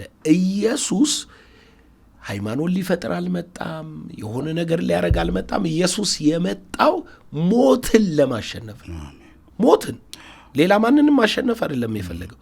በሞት ላይ ስልጣን ያለውን በሞቱ እንዲሽር አይተው እንደሆነ ዮሐንስ ወንጌል ምዕራፍ 1 ላይ የዓለምን ኃጢአት የሚያስወግድ የእግዚአብሔር በግ፣ ምዕራፍ 2 ላይ ይሄንን መቅደስ አፍርሱት በሦስተኛው ቀን አስነሳዋለሁ፣ ምዕራፍ 3 ላይ ሙሴ በምድረ በዳ እባብን እንደሰቀለ። ኢየሱስ መንገስ አይደለም ግቡ፣ ዝነኛ መሆን አይደለም ግቡ መሞት ነው። ግራ ይገባሃል። ታላቅ ነቢይ፣ ድንቅ በድንቅ የሚሠራ በእያንዳንዷ ምዕራፍ የሚልክ ሞት አለው ነው። ለምን ትሞታለህ ብለህ ብትለው እንዴ ቢገስት ኢነሚ ሞት ነው። የሰው ልጅ ሁሉ ጠላት ሞት ነው። ይሄን ደግሞ የምታረጋግጠው ኤደን ገነት ውስጥ ዛፍ በሉ ሞቱ። ሳይበሉ በፊት የተነገራቸው በበላችሁ ቀን ሞትን ትሞታላችሁ። እስላሙን፣ ኦርቶዶክሱን፣ ካቶሊኩን፣ ቡዲስቱን፣ ኢንዱይስቱን፣ ኤቲስቱን ምንም ሁን ድሃሁን ሀብታሙን እንዲሁን ያንተ የሃይማኖት እዚህ ክፍፍል ያንተ ሀብት ጥበብ ምናምን ሞት በሚባል ጠላት ተሸንፈሃል። ኢየሱስስ ክርስትናስ ሲሰበክልህ እኮ ኢየሱስ ከሙታን ተነስቷል ተብሎ አይደል? ወንጌል ሂዱ ወደ ዓለም ሁሉ እኮ ያለው ሞትን አሸንፍ ያለው ብሎ ነው። ስለዚህ ወንጌል የሞት መሸነፍ ዜና ነው። የኢየሱስ የትንሣኤ ብስራት ነው። ለምሳሌ አንዳንዶች ብርሃን ሲባል እውቀት ይመስላቸዋል። አይደለም። አዲስ ኪዳን ውስጥ ብርሃናችን ትንሣኤ ነው። ለምን? የክርስቶስ ኢየሱስ የሙታን ትንሣኤ ብርሃን ይሰበካል ነው የሚለው። ምን ይላል መሰለ? ሁለተኛ ጢሞቴዎስ ምዕራፍ 1 ቁጥር 11 ላይ እንደዚህ ይላል፣ በእኔ ወንጌል ይላል ሞትን ሽሮ አለመጥፋትና ሕይወትን ወደ ብርሃን አውጥቷል። ምንን ሽሮ? አይሁዳዊ ሁን፣ ግሪካዊ ሁን፣ ሴቱን ወንድ ሁን፣ በኢየሱስ የሚሰበክልህ የእምነት ወንጌል ሞት ተሸንፏል የሚል ሞትን ሽሮ አለመጥፋትና ሕይወትን ወደ ብርሃን አውጥቷል። ስለዚህ ምን አለ ሰዎች እንደ ሃይማኖት የሚቆጥሩት ጉዳይ ሳይሆን ከክርስቶስ የሕይወት ትንሣኤ ጋር ትስስር ነው። ይህን እውቀት ካገኙ በኋላ አንዳንድ ሰዎች ክርስቶስን ለምኞታቸው ሲል በዚህ ዓለም ላለ ሕይወት ማለት ነው ዋጋ ይሸጡታል። ምን አለ? አንዳንዶች የመስቀሉ እንቅፋት ሆነው ይመላለሳሉ። ሆዳቸው አምላካቸው፣ ሐሳባቸው ምድራዊ፣ ተስፋቸው በዚህ ምድር የሆነ እኛ ግን አገራችን በሰማይ ከላይ የሚመጣውን ጌታን ኢየሱስን እርሱን እንጠብቃለን ይላል። አየህ፣ አሁን ሴንስ የምታረገው ምን መሰለ? ሰዎች ክርስቶስን ከተቀበሉ በኋላ ሐዋርያው ጳውሎስ ዕብራውያን 6 ላይ እንደተናገረው መንፈስ ቅዱስ ተሞልተው ይላል ብርሃን በልቶላቸው የጌታን ቃል ተቀብለው የሚመጣውን ኃይል ቀምሰው የካዱ ይላል እነሱን ለንስሐ መመለስ አይቻልም ይላል። አይገርም? ይሄንን ሁሉ አጣጥመው ጴጥሮስ ደግሞ ያለውን ልንገርህ። ሁለተኛ ጴጥሮስ ምዕራፍ 2 ላይ እንደዚህ አለ፣ በጌታችን በኢየሱስ ክርስቶስ ዕውቀት ከዓለም ርኩሰት ካመለጡ በኋላ ተመልሰው በእርሷ ቢጠላለፉ ከፊተኛው ኑሯቸው ይልቅ የኋለኛው የባሰ ይሆናል። የታጠበች ሪያ ለመንከባለል ውሻም ወደ ትፋቱ ይመለሳል እንደሚል ቅድም ውሻ ያልኩ ይሄንን ይህ ምሳሌ ሆኖባቸዋል ይላል። ኢየሱስ ራሱም ይሄንኑ ብሏል ደጋግሞ በማቴዎስ ወንጌል፣ በሉቃስ ወንጌል ላይ ሰዎች ደህንነትን ካገኙ በኋላ ሊጠፉ እንደሚችሉ። አሁን የሰው ጥያቄ እንዴ ሁላችንም ኃጢአተኞች አይደል? ማን ኃጢአት የሌለበት አለ? ማን ማይሰናከላል? ማን ማይወድቃል? ጳውሎስ ምን አለ? ዕብራውያን ላይ አንድ በጣም መሰረታዊ ነገር አስቀመጠ። ምን ይላል?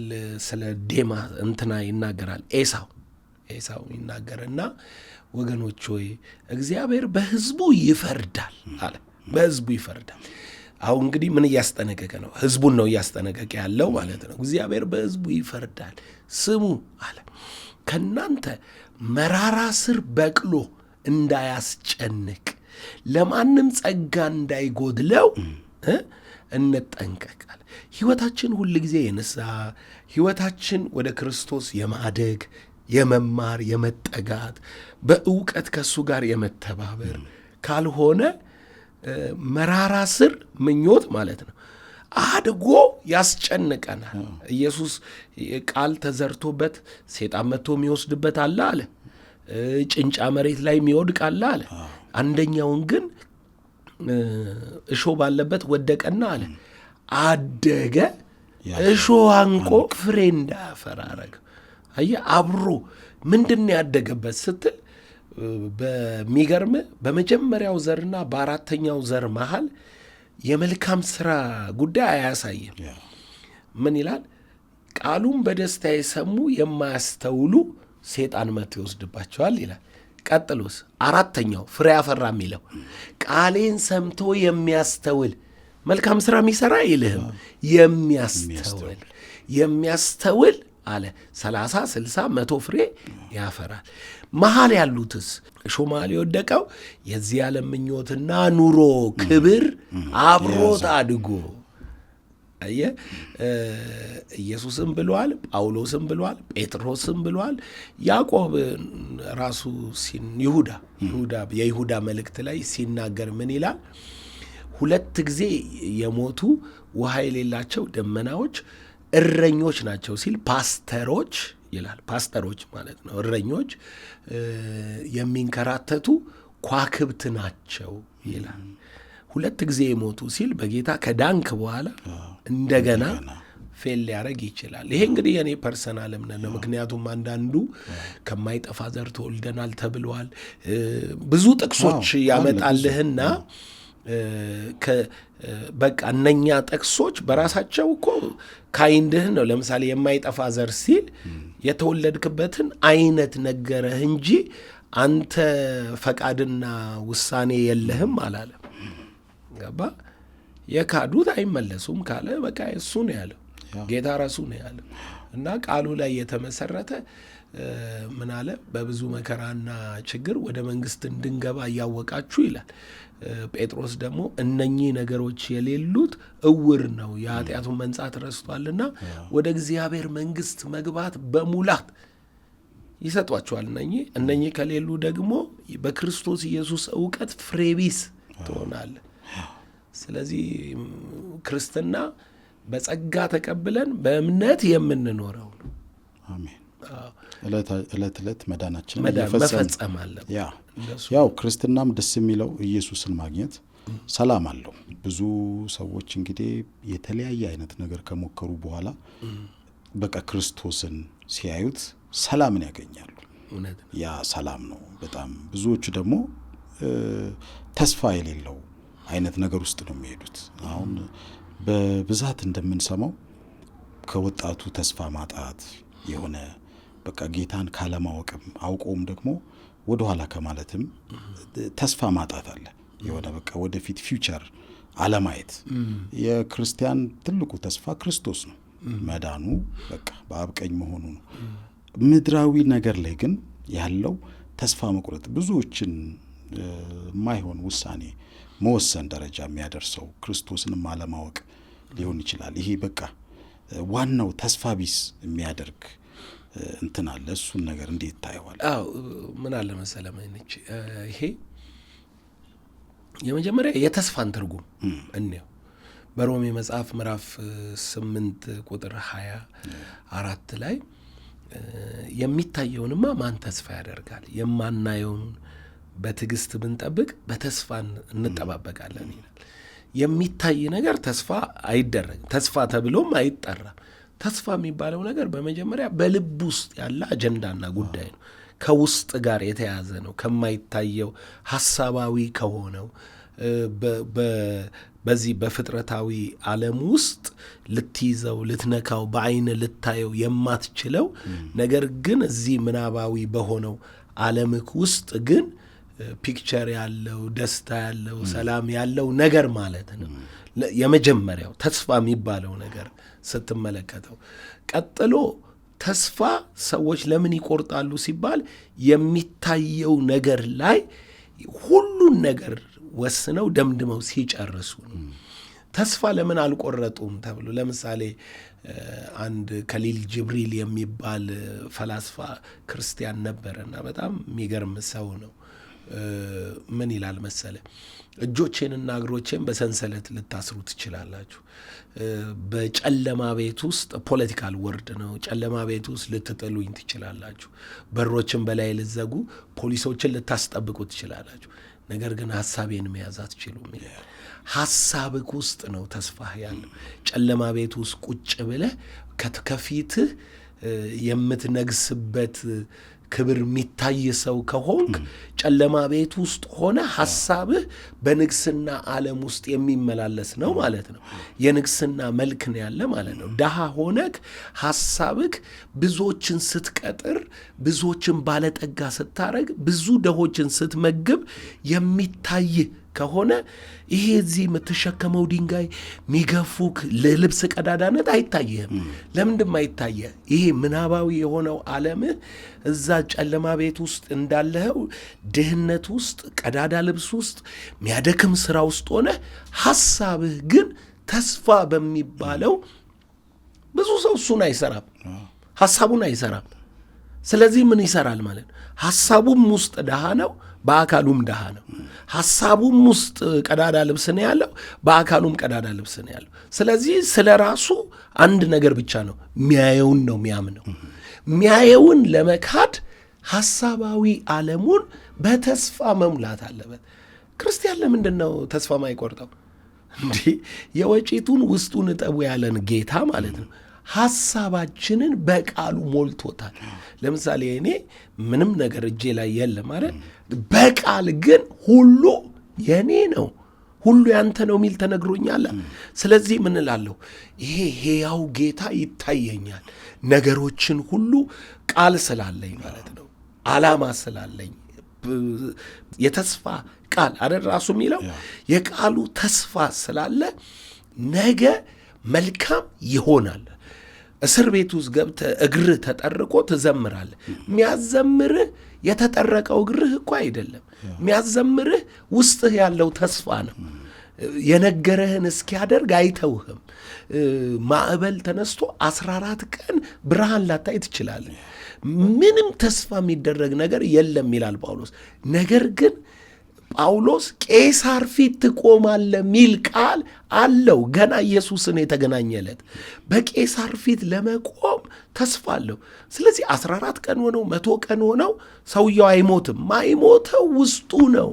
ውጩማ መብላት አቆመዋል እኮ። መጥቶ እኮ ቂጣ ቆርሶ ብሉ ሲላቸው ተስፋቸውን የጫረው እንጂ ማዕበሉ እንዳለ ነው። ለምን? ማታ መልአክ መጥቶ በቄሳር ፊት ብሎ አስታወሰው። ምኑን ነካው? ተስፋውን ነካው። ስለዚህ ሰውየው ያለበትን ሳይሆን እግዚአብሔር በቃል በውስጡ የገነባውን አየ። ያንን ተስፋ አደረገ። እኛ ክርስቲያኖች ለምን ተስፋ አንቆርጥም?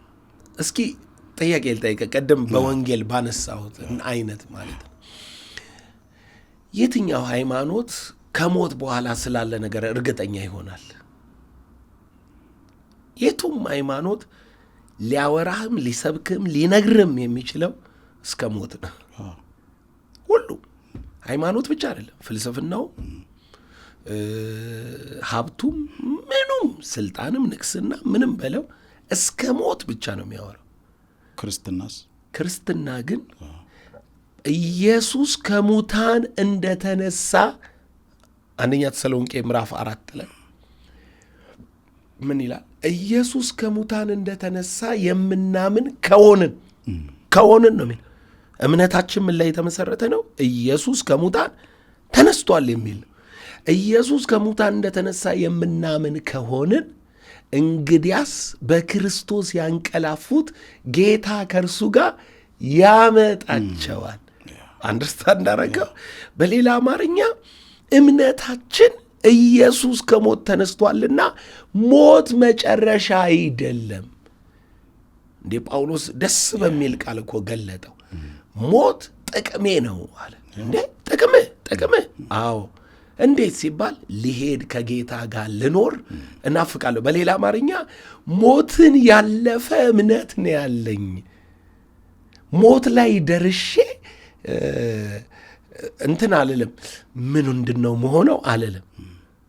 ትሞታለህ ስባል የሚገባኝ ኢየሱስ ከሆነ እሱ ጋር ነው የሚሄደው። ለምን? እሱ ሞትን ሽሮ ሕያው ሆኖ አሳይቶናል። ሞት የነገር መጨረሻ አይደለም። ስለዚህ ክርስቲያን ተስፋ አይቆርጥም። ተስፋ ሊቆርጥም አይችልም። ከሞት ያለፈ ተስፋ ያለው ሰው ምን ሆኖ ተስፋ ይቆርጣል? አንዳንድ ጊዜ አለ። ለምሳሌ አንድ ክፍል ውስጥ ሰው ራሱ በቃ የሆነ ነገር አድርጎ ቁጭ ብሎ በክርስቶስ ግን ያምናል። በቃ ክርስቶስ የሆነ ነገር እንደሚያደርግ ምናምን በስራውም በሆነ ነገርም በደንብ አማኝ ሊሆን ይችላል። ግን ራሱ ደግሞ በቃ አግዶ ራሱን ገቶ የሆነ ነገር ላይ ያደርግና ራሱን ብሎክ አድርጎ ክርስቶስ ተስፋዬ ነው ምናምን የሚለውን ነገር ሊያውቀው ይችላል። ግን አይተገብረውም። የእሱ እንትን አይሆንም። የሱስ ተግባር ይሄ እንግዲህ የሰውየው አሁን ከሞት ወደዚህ እናውራ እና አንዳንድ ሰው ሞቼ ብገላገል ብሎ ተስፋ ሊቆርጥ ይችላል እኮ። ግን መንግስተ ሰማይ እንዳለ ያምናል። ሞቼ ወደ እሱ ብሄድ እንደማለት ማለት ነው። ግን አሁን ያወራኸው ነገር ከሞት ወደዚህ ባለው ነው። ከሞት ወደዚህ ባለው ሰው አንድ ሰው ለምሳሌ ድሃ ቢሆን ወይንም በሽተኛ ቢሆን ተስፋው እንዲለመልም ምን ላይ መስራት አለበት የሚለውን ነገር ማወቅ አለበት ማለት ነው። ተስፋው እንዲለመልም መጀመሪያ ሐሳብ ላይ መስራት አለበት። ምን ማግኘት? ቃል፣ የተስፋ ቃል። የተስፋ ቃል ብቻ አይደለም። የተስፋ ቃል ወደ ምን ይቀየራል? ወደ ራእይ። ልክ ተስፋ ቃል ስትሰማ አብርሃም መጀመሪያ ከሀገር ከዘመድ ተለይተ ውጣ የሚል ቃል ነው የሰማ። ቃሉ ምዕራፍ 13 ላይ ራእይ ሆነው ምን ይሄንን የምታየውን ላንተና ለዘር እሰጣለሁ ምታየውን። ስለዚህ አሁን በአካል ሲሄድ እኮ ለሳራ መቃብር ገዝቶ ነው የኖረው። እዛ የራሱ ቦታ አይደለም። በተስፋ በተሰጠው ምድር በድንኳን ኖረ አይደለም የሚለው፣ እንደ እንግዳ ሰው ነው የኖረው። ነገር ግን ራእዩ ነው ዓይን የሚያየውን ሁሉ ላንተና ለዘር እሰጣለሁ ብሎታል።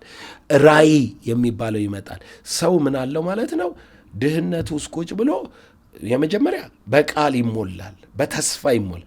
ቀጥሎ ተስፋውን ወደ ራእይ ይቀይረዋል፣ እይታ ይፈጥራል። ራእዩን ወደ ስትራቴጂ ይቀይራል። ስቲል ምናባዊ ነው፣ ሐሳብ ውስጥ ነው ያለው። ስትራቴጂውን ደግሞ ወደ ተግባር ከዜሮ ይጀምር። በውስጥ ያላሸነፍከውን ነገር በአካል አትዋጋው፣ ምክንያቱም አታሸንፈው። በውስጥ ያላሸነፍከውን ነገር በአካል ብትሰራው ውጤታማ አትሆን።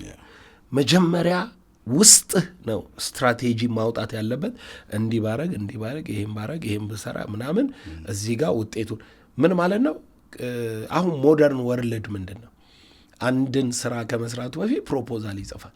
ፕሮፖዛል ማለት ታይም ላይኑን፣ ፋይናንሻል እንትኑን፣ የሚፈጀውን የሰው አቅም፣ ሁሉን ነገር ወረቀት ላይ እኮ ነው። በቃ ልክ አርቴክቶች እንደሚያደርጉት፣ ያው የኔ ባለቤት አርቴክት ናት ታውቃለህ። ማስተርስ አላት በአርቴክት ኢንቫይሮንመንታል። እና አርቴክቱ ማለት ገና አንተ ይሄ የቆመ ህንፃ ነው የሚታየ፣ እሱ ግን ከሱ አይምሮ ውስጥ ነው ህንፃውን ነው ገንብቶ የሚጨርሰው። እና ዲግሪዋን ያውቃታል። ብረቷ ምን ጋር መጣመም ከርቭ ማድረግ እንዳለባት እሱ ነው የሚወስነው። የሚገነባው ሰውዬ እሱን እያነበበ ነው ከርቭ የሚያደርገው። ስለዚህ ማይንድ ውስጥ ያልጨረስከው ነገር ተስፋ ላይ አልሰራህም ማለት ነው። አሁን ኢትዮጵያ ተስፋ አላት። በማየት የሚመላለሱ ሰዎች ሁሉ የኢትዮጵያን ተስፋ ሊያዩ አይችሉም። በሐሳብ ውስጥ ግን ያለውን አዲስ ጥበብ፣ አዲስ የብልጽግና መስመር፣ አዲስ የክብር መስመር፣ አዲስ የመከናወን የቴክኖሎጂ የምናምን መስመር የሚያዩ ሐሳቡን የሚያዩ ሰዎች ደግሞ ኦች ሀገር አዲስ ሐሳብ እየመጣ ስለሆነ ተስፋ አላት ይላሉ። አያውን ተስፋ ከምናብ የሚጀምር እንደሆነ ካላወቅ በማየትማ ተስፋ የሚባል ነገር የለም።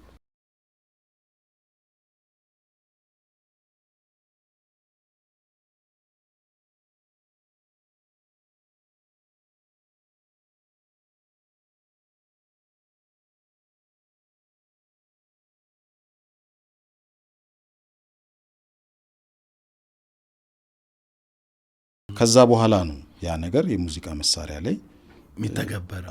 እንጂ መጀመሪያ ግን ውስጥህ የሚጮህ ነገር አለ። በቃ ያው ልክ አሁን ግጥምም እንደዛው ነው። በቃ ዜማው ማለት ነው። ሙዚቃ ስትል ዜማው ማለት ነው። ሃርመኒ ይመጣል። በዚሁ ላዘምር እስቲ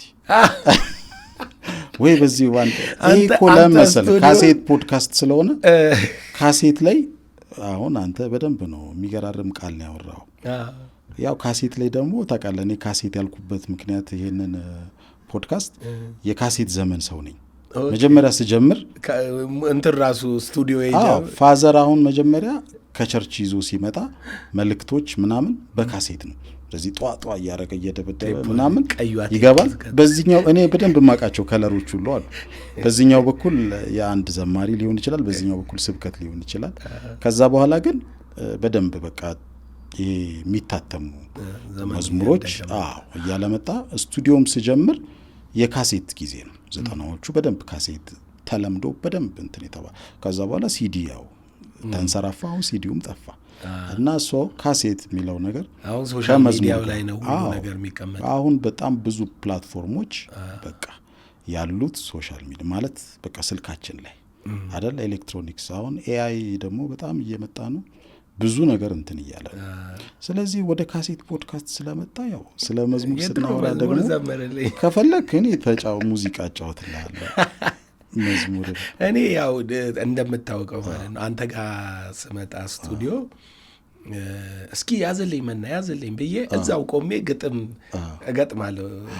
አንተ ኮምፒውተር ያው ካልደመሰስከው አንዳንድ መዝሙሮች አሉኝ ነበረ። ግን እሱ በድሮ ኮምፒውተሮች ላይ እንግዲህ በዊንዶ ኮምፒውተሮች ላይ አሁን ጌታ አሳድጎኝ በማክ እየተጠቀምኩ በአፕል ምናምን አድርኩ። እነዛ ሊኖሩ ይችላል ብዙ የቀዳው ካለ። ግን ድምፄ ያው አንተም እንደምትለው አንተ ድምፅ የለም እንጂ ግጥም ትችላለህ። ዳዊት ሚደቅሳ ነው በጣም ጥሩ ድምፅ አለው። ዴቭ ነው። ዴቭ ያው መጥቶ እንደሚዘምር ተስፋ አደርጋለሁ። እንግዲህ አሁን ትልቅ ስቱዲዮ ስለተገነባ ዴቭ ነው። ግን አንተ በፊት እኛ ያንተ ቢሮ አጠገብ እናጠና ነበረ አትክልት ተራ። እዛ መዝሙር ስናጠና ምናምን የድሮ መዝሙሮችን እንትን ስንል እንደሱ አይደለም፣ ልክ አይደለም፣ ይሄን አስተካክሉት፣ ይሄን ምናምን ብለህ ትመጣ ነበር እና ያው እዚህ የመጣ ሰው በክርስቲያን ቤተሰብ ውስጥ ካደግ ማይረሱ ሚሞሪዎች አሉ። ተስፋዬ ጋቢሶ ነው እናንተ ቤት? እኛ ቤት ከተስፋዬ ውጭ አይዘመር። አሁን ከአንተም ውጭ ብዙዎቹ እና ሀናን ሁሉ ሳገኛቸው የድሮ የተስፋዬን ቁጥር አንድ እኔ አሁን በደንብ እኔም ኦፍኮርስ ተስፋዬ ጋቢሶ ነው በጣም ምሰማው እና እንትኑ የእሱ ምኑ እንደሆን ታውቃለህ? ፓወሩ ወርዱን ራሱን ነው የሚዘምረው። ራሱ ቃሉን ዜማ ሰጥቶት ከዛ ሲለው ቃሉን የሚያውቅ ሰው ለቃሉ ኢንተረስት ያለው ሰው ይተች። አሁን ደረጀ ከበደ ከሁኔታዎች ጊዜዎቹን ምናምን ጊዜ ነው እያየ እንጀሮ አይደለም ብሎ የደርግን ዘመን ሰው ከዝንጀሮ ነው የመጣው ሲባል በቃ መልስ ይሰጣል። ከእንደገና ደግሞ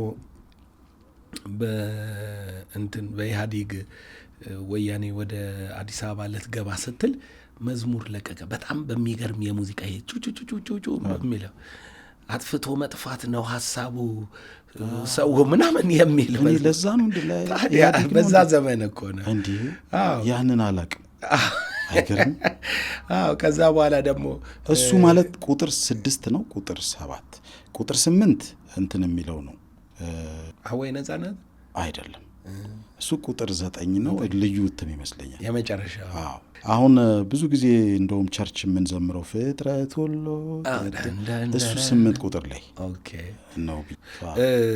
ቀጥሎ ደግሞ መጨረሻ ላይ ያወጣው ላይ አሁን ያለው ትውልድ ፎቶ ሲለጥፍ ምናምን ስንል በቃ ሚኒስትሪ ሲበዛ ቤተ ክርስቲያንን ደግሞ ትንሽ ሸንቆር ያደርጋል እና ከጊዜው ጋር ይላል። ተስፋዬ ጋቢሶ የሚገርም የመዝሙሩን ፍሰት የምታይ ሰው ከሆንክ አንዳንዱ ሀሳብ የተደገመ ነው። በሌላ በ5ኛው ቁጥር በ7ኛው ቁጥር የተደገመ ነው ሀሳቡ ማለት መንፈሳዊው መገለጥ ያይሃል ብሎ አሁን እዚህኛው ላይ 7 ወይ 6 ላይ ሲዘምር ሌላ ቦታ ላይ ኢየሱስ ያየናል ምናምን የሚል ሌላ እንትን ነበረው።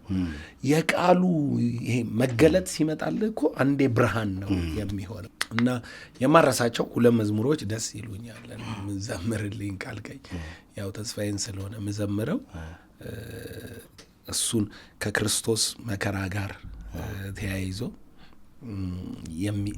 እንትን የሚለው ደስ የሚል አለው። ያው ድምፄን በትዕግስት በቃ ይሁን። ያው በግድ ነው ማዘምረው፣ ግድ ነው። እዚህ ቤት የመጣ ሰው ካሴት የካሴት ዘመን ምኑን ስቱዲዮ ውስጥ መጣ። ምን ነበረ የወንድሞች በህብረት ቢቀመጡ ቀርበው ለማነስ ሚጠቅም የጸጋን ቃል ይዘው አፋቸውን ቢከፍቱ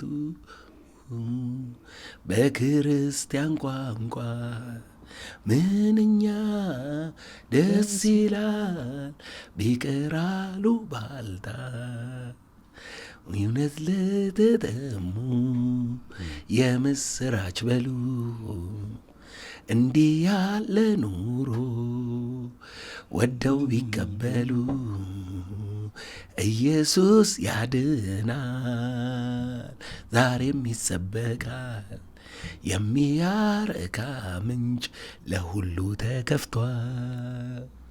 መዝሙሩን እኮ በደንብ አውቀዋለሁ፣ ግን ያው አንተ የዘመርክበት እንትን ሌላ ቶኑ በቃ ማለት እንዳላቀው ምን ጠፋ። መዝሙሩ በደንብ በቃ እኔ ተስፋዬ ጋቢሶ ምንኛ ደስ ይላል ቢቀራሉ ባልታ አውቀዋለሁ። ይሄ ቁጥር ስንት ላይ ነው ያለው? ቁጥር 2 ላይ። እኔ የተስፋዬ ጋቢሶን ቁጥር 3ን በጣም አስታውሰዋለሁ። በጣም ብዙዎቹን ስለ ንስሐ ነው የዘመረው።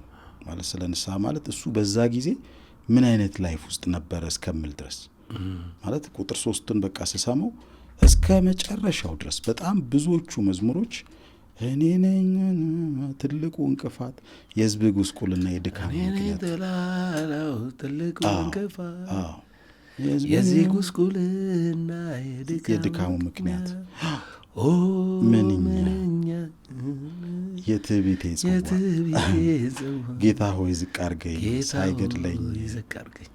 ሳይገድለኝ ፍሬዋ። ይሄ በጣም ይሄ እውነት በምን አይነት ሁኔታ ውስጥ ሆኖ ይሄን መዝሙር እንደጻፈው ባቅ ደስ ይለኛል።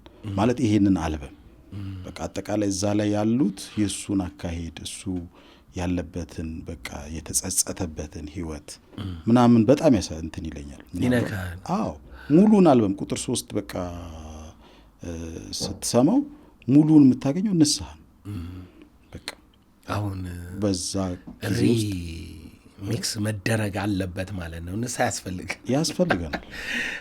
ሪሚክስ ያስፈልጋል። ያለ ንስሐ ምንም ሆነ የለም።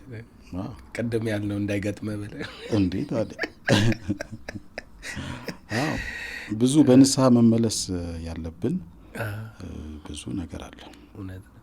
ያ ነው አፖስትል። በጣም ደስ የሚል ቆይታ ነው እያደረግን ያለ ነው። እንግዲህ ያንተ ራእይ ሄዶ እዚህ ደረጃ ደርሷል። ዛሬ በእንደዚህ አይነት ሁኔታ እያወራን ያለ ነው።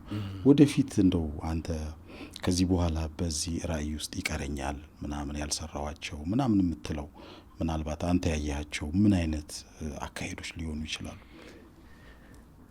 ምን አለ መሰለህ፣ ራእይ እንደ ሎካል ቸርች እንደ ወይንም እንደ አንድ ኢንስቲትዩሽን ቤተ ክርስቲያን መትከል ከዛ ማስተማር ምናምን የሚባል ነገር አለው። ግን እግዚአብሔር ደግሞ ዓይንህን ከከፈተውና ይሄ ዓለም አቀፋዊ መንፈሳዊ እይታዎችን ከፈጠረልህ ይሄ እዚህ ጋር የኛ ሃይማኖት የኛ ቡድን የምትለው ነገር ያንስብሃል። ያው ቅድም እንዳልኩ ተስፋ ላይ ስናወራ ሐሳባዊው አይደል ራእይ ሆኖ የሚንቀጥለው እና ከዛሬ 3 ዓመት በፊት 5 ዓመት እየሆነው ነው። ውስጤ አረካለ ባለው በማየው ገባ። በፊት አሁን ከወንጌላውያን ጋር ባለ ትግል የታገልክ በቃ ልጆች እያስነሳ እዛ ጋር ከዛ ትውልድ ተነሳ፣ በአንድም በሌላም ተነሳ ትውልድ። በጣም ብዙ ሰዎች ወደ አገልግሎት ወደ ራእይ ምናምን መጡ። የኛ ብቻ ሳይሆን የኛ ተጽዕኖ በዙሪያችንም ባሉ ትውልዱ ላይ ስለሆነ ማለት ነው። እና እነኛ ነገሮች የሆኑ ከዛ ካውንስሉም መጣ። የካውንስሉም የአካሉን አንድነት ለመፍጠር ትልቅ ቤዝ መሰረት ሆነ። እዛም ውስጥ እግዚአብሔር እድል ሰጥቶኝ ትልቅ ነገር ለትውልዱ የሚሆን አብረውኝ ከነበሩ ሰዎች ጋር እየሰራው ነው ያለሁት። በፊት ከሚቃወሙ እግዚአብሔር ነው አሁን እየረዳን፣ ጌታ ይባረክ። አብራችሁ አንድ ላይ ደስ ይላል። በጣም ብዙ ደስ የሚል ነገር አለው። ውጭ ያለ ሰው ብዙ ላይ ገባው ይችላል። አሁን በጣም ጥሩ ነው። ጌታ በጣም ያው ከዚህም ጋር አሁን ያለህበትም ፖዚሽን ያው የቪዥነሪ አብያተ ክርስቲያናት አንድ እንትን ሆኖ ነው የገባው። አንድ መስራች ልክ እንደ አብያተ ክርስቲያናት ህብረት እንደ ሌሎችም አሁን በግል እንደ መካኒ ይሄኛው የገባውና ከዚህም አንጻር ኔክስት እንደው ይቀራል ምን አይነት አካሄድ ነው ምናምን የምትላቸው ነገሮች? ምንድነው አሁን ላመጣልህ የነበረው ሀሳብ ነገሮች በዚህ መልክ እየተሰሩ ሲሄዱ ዞር ብዬ ለማየት እድል አገኘው ራሴን። በተለይ ይሄ የመለኮት ሚስጥራዊ አሰራር የሚለውን ሳየው እኛ ከምንሮጥበት ከምንደክምበት ቤተ ክርስቲያን ብለን በተለይ አሁን ይሄኛው ትውልድ የሚለፋው ለማግኘት የሚታገለው ምናምን ሳይ የእውነት ማለት ነው በጣም አዘንኩኝ። እና ጌታ ሆይ ምንድን ነው የምናደርገው ብዬ 3 ዓመት ሄድኩኝ ማለት ነው። ውስጥ እየተብላላ ዝም ብለህ እየሰራህም እያደረክም ግን ትሄዳለህ፣ አትረካም፣ አታይም፣ እንዲህ አትልም። እና ጌታ አንድ ዊዝደም ሰጠኝ። ይሄ ሰጠኝ ጥበብ ምንድን ነው?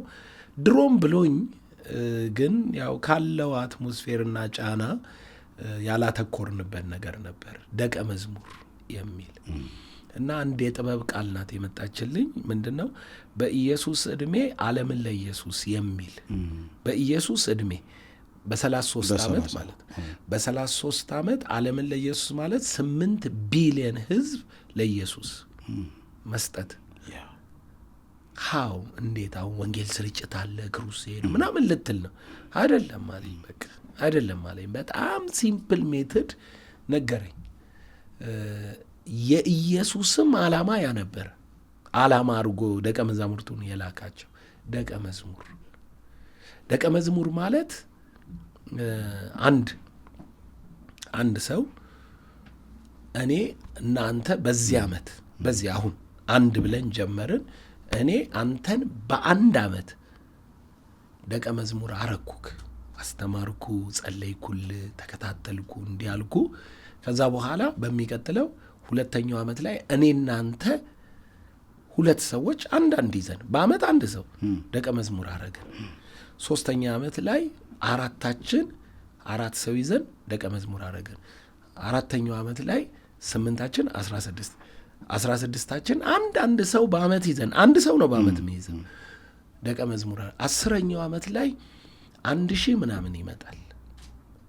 ከዛ በኋላ ቁጥሩ 20ኛው ዓመት ላይ 1 ሚሊዮን ይመጣል። 30ኛው ዓመት ላይ 1 ቢሊዮን ይመጣል። አንድ ሰው እኮ ነው። በጣም የሚገርም እይታ ነው። አዎ ደቀ መዝሙር፣ እውነተኛ የቸርች እድገት ደቀ መዝሙር፣ እውነተኛ የሰው ኮሚትመንት ደቀ መዝሙር።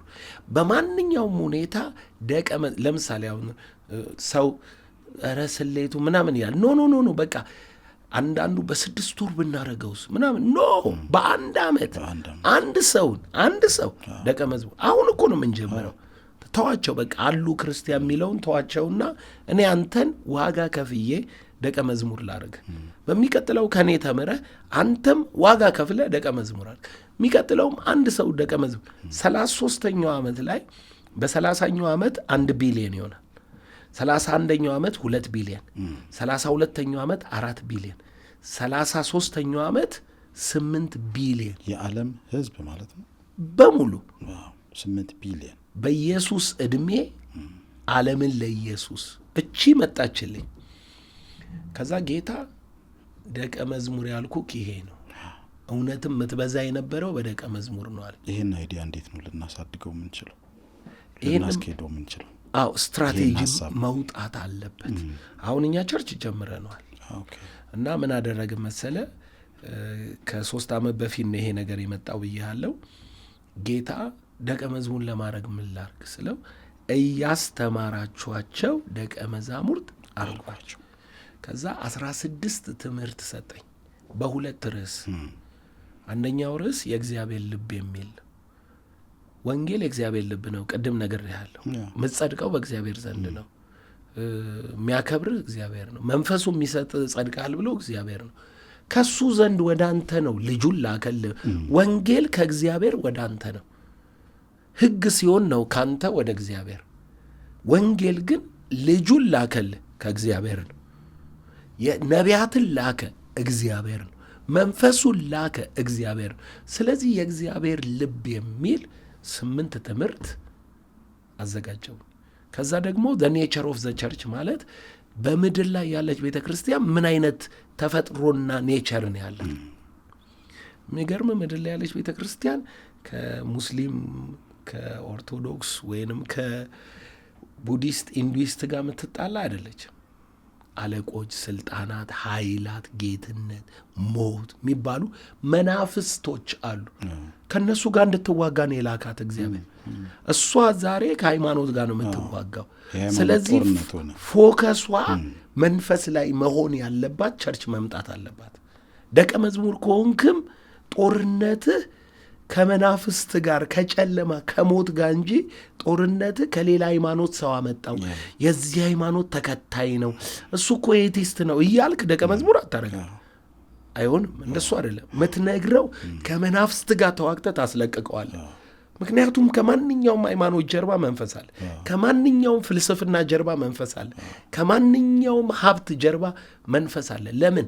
የዚህ ዓለም መንፈስ ይሄ ዓለም አየህ፣ የዚህ ዓለም መጨረሻው ሞት ነው። ሞት ነው የሁሉ ገዢ አለቃ መንፈስ። ለምን?